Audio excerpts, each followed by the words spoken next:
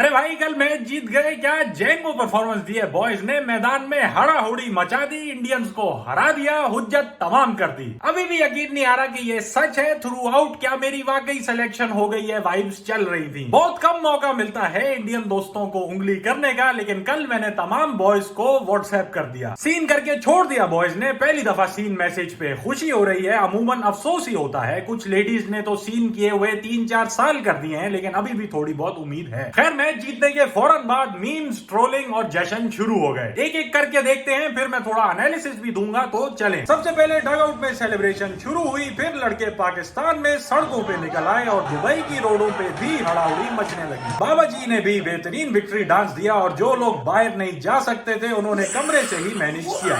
ये जीत का जज्बा इतना था कि ये भाई जो बजाय एक प्रॉपर आदमी लगते हैं, धीमी आवाज में बोल रहे हैं ताकि घर वाले डिस्टर्ब ना हो। जेब में पियानो का पेन भी रखा हुआ है, लेकिन इनसे भी एक आध गाली निकली गई। Middle finger for you. Channel के सेट पे भी जश्न मनाए गए, जिसमें सबसे ज्यादा खुशी इस बच्चे को थी, क्या डांस किया है। मुख्तलिफ जगहों पे मैच की स्क्रीनिंग हुई, माहौल बना हुआ था, लेकिन उस दौरान अक्सा जैस की कॉल आ गई। कुछ दिन पहले ही मैंने कहा था कि ladies if you want to know if he is the one, pick a fight after 7 PM on Sunday. मेरे ख्याल से अक्सा को अंदाजा हो गया होगा कि ये भाई द वन नहीं है। ट्रोलिंग भी भरपूर तरीके से की पाकिस्तानियों ने इंडियंस की। पहले तो स्टेडियम में ही दिल जले इंडियंस की, जो के कल्टी होने की कर रहे थे। फिर रावलपिंडी एक्सप्रेस आए हरभजन सिंह की बजाने के लिए। हरभजन सिंह वॉकओवर लेना, ये उन्होंने इस एक्सचेंज के जवाब में दिया था। या वॉकओवर दे दो या जवाब दे दो। और फिर लड़के सड़क पे भी निकल आए ट्रोलिंग की डिलीवरी करने के लिए। आप इंडिया से? मौका मौका। रोहित शर्मा भी काफी ट्रोल हुए, माजी का चौड़ापन उनको काफी भारी पड़ गया। अगर मैं पाकिस्तान का कोच बना तो बिल्कुल। बेचारे अक्षय कुमार को भी लपेट दिया, जो कि गालिबन अपनी नींद हराम करके मैच देख रहे थे। उनका है कि जी रात के 8 बजे सो जाते हैं, पता नहीं ये इंडिया में क्या कर रहे हैं यार, इनको इस्लामाबाद भेजो। बॉक्सर आमिर खान ने भी इनकी बजाई। और फिर ये भी मीम आया कि वो तलाश कर रहे हैं कि अगली बायोपिक किस पे होगी। मैं तो कहता हूँ शोएब मलिक पे बायोपिक बनाए, सानिया बाबी वीजा वगैरह अरेंज करा देंगी। और क्योंकि मलिक साहब बुड्ढे हो के नहीं देते, curious case of Benjamin button की स्क्रिप्ट भी चिपका देंगे। और भी बड़े मजे के मीम्स बने। क्या मैच जीते हैं यार कि इन भाई की शक्ल पे तक मुस्कुराहट ले आए। मेरी फेवरेट बात एक इंडियन ने की कि मैं इंडियन क्रिकेट पिछले 3 दहाई से देख रहा हूँ, जब भी पाकिस्तान के साथ खेलते हैं हमेशा यह होता है कि एक अफरीदी नाम का बंदा दूध में मेंगनिया मिला देता है। ये कानून ही बन गया है। इंडियन प्लेयर बदलते हैं, पाकिस्तानी बदलते हैं, अफरीदी भी चेंज हो जाता है, लेकिन गंद अफरीदी ही मचाता है। फिर ये भी मजे की बात की तैमूर जमान ने कि सिर्फ पाकिस्तानी फैंस टेंशन में हो सकते हैं 10 विकेट हाथ में होने के बावजूद, जो कि हकीकत है। रिजवान और बाबर जिस तरह खेल रहे थे, कोई भी और टीम होती हम सब जैंगो चल रहे होते, लेकिन कल के मैच में जज्बात को लेके एंड तक हड़ाहुड़ी थी। प्रेसिडेंट और प्राइम मिनिस्टर ने भी टीम को अप्रिशिएट किया। आरिफ अलवी साहब ने लंबी नहीं की, सिर्फ ग्रेट लिखकर ट्वीट कर दिया। खान साहब ने पूरा मैसेज लिखा तस्वीर के साथ मुबारकबाद देते हुए, और टीम को कहा कि पूरे मुल्क को तुम पर फख्र है। खान साहब की सादगी देखें, सऊदियों के मेहमान होने के बावजूद शाह महमूद, शौकत तरीन, अम्माद अजहर और दीगर लड़कों के साथ खजूरें खाते हुए अपने कमरे में मैच देख रहे हैं। चैनल पे भी नहीं, लैपटॉप से स्ट्रीमिंग HDMI की हुई भी है। इससे बेहतर सेटअप तो शादी हॉल में चल रहा था भाई। लेकिन मेरे नजदीक जिन लड़कों ने मैच के टाइम पे शादी की है, उनको नजर लगेगी उस आवाम की जिसको शादी जबरदस्ती अटेंड करनी पड़ी। दूल्हा जब रात को पिच पे उतरेगा तो उसका बल्ला साथ नहीं देगा। लाइव स्ट्रीम के दौरान भी बड़े मजे की बातें चल रही थी। मोहम्मद यासिर घरेलू काम बता रहे थे कि अगर हमारे घर से कोई मैच देख रहा है तो प्लीज मोटर चलाओ, वॉशरूम में पानी नहीं है।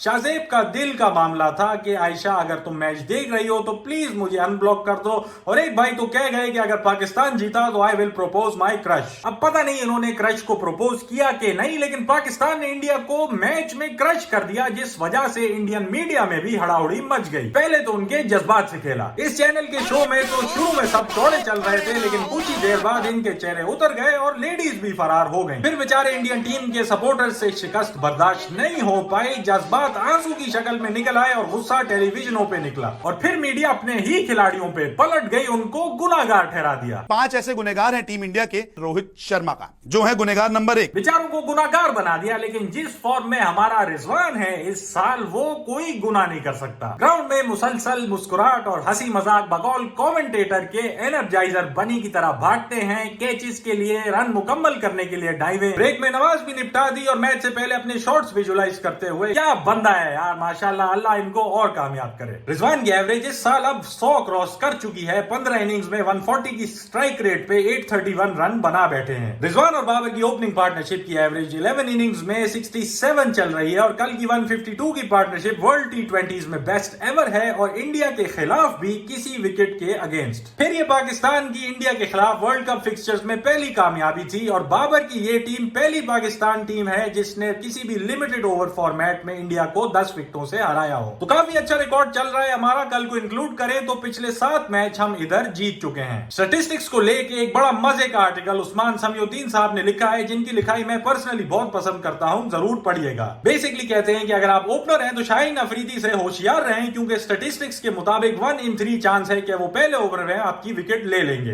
कल की विक्ट्री एक और वजह से बहुत सिग्निफिकेंट है अगर आप पिछले 2 महीनों के इवेंट्स कंसीडर करें। हमारे गेम में हड़ाउड़ी मची हुई थी, न्यूजीलैंड कल्टी हो गया, इंग्लैंड शार्ट, मिसबा और वकार ने रिजाइन दे दिया, वसीम खान सीईओ की जगह रमीज भाई आ गए। प्रैक्टिस के चक्कर में किसी तरह नेशनल T20 मैनेज किया। पिछला T20 इंटरनेशनल खेले तकरीबन 3 महीने हो गए थे। 8 प्लेयरों का T20 वर्ल्ड कप डेब्यू था और फिर कोविड की वजह से आइसोलेशन और बबल की तकलीफ। तो इन सब फैक्टर्स को मद्देनजर रखते हुए एक टॉप रैंक टीम को 10 विकेट से हराना बहुत बड़ी बात है और इस पे खुल के सेलिब्रेशन और जश्न करना बनता है। लेकिन मुझे बड़ा अच्छा लगा कि ड्रेसिंग रूम में मैच के बाद बाबर और सकलैन मुश्ताक बड़ी अच्छी बातें कर गए। स्टार्ट है, एंजॉय करो, लेकिन एक्साइटेड, ओवर एक्साइटेड नहीं होना। उसे जब आगे चलते चले जाओगे, जो तुम्हारा रह गया हुआ है उसके ऊपर दुनिया की नजर है और जो तुमने अच्छा किया हुआ है उसका वो तोड़ लेके आएंगे। लेकिन मुकाबला अपनी जगह। मैच के बाद जो ग्राउंड में नजारे थे उन्होंने जीत को 4 चांद लगा दिए। क्रिकेट को किसी वजह से जेंटलमैन्स गेम कहा जाता है, जो कि देखा गया